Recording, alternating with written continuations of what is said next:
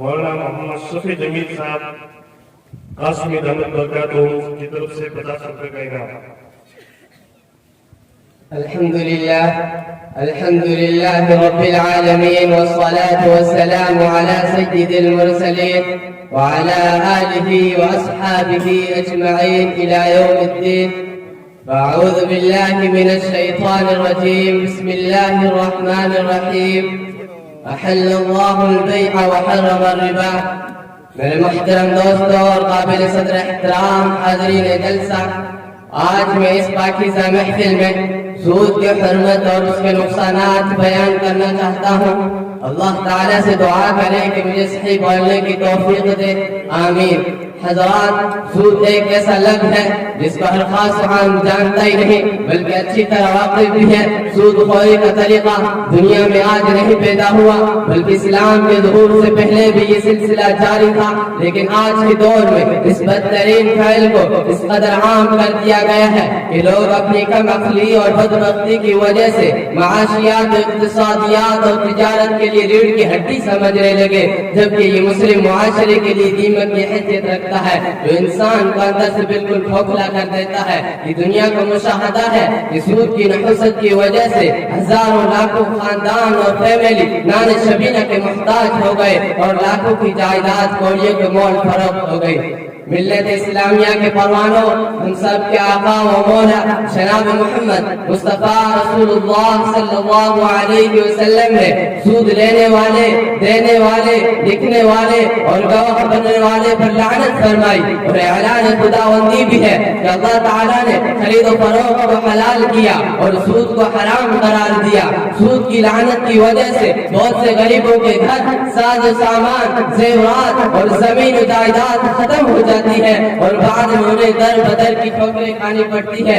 صحت مہاجر اور پوچی پتی والے سودی نظام کے ذریعے انسانیت سوز و مظالم ڈھا رہے ہیں اور غریب و نادار کو ہمیشہ غریب رہنے پر مجبور کرتے ہیں۔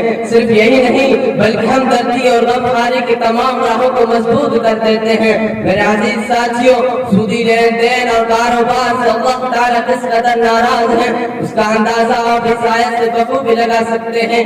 ارشاد ربانی ہے، یا ایھا الذین آمنوا اتقوا اللہ وذروا ما بقی من الربا ان کنتم مؤمنین فإن لم تفعلوا فأذنوا بحرب من اللہ ورسولہ۔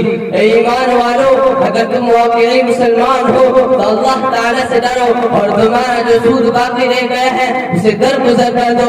اگر تم ایسا نہ کرو تو اللہ اور اس کے رسول صلی اللہ علیہ وسلم سے جنگ کے لیے تیار ہو جاؤ۔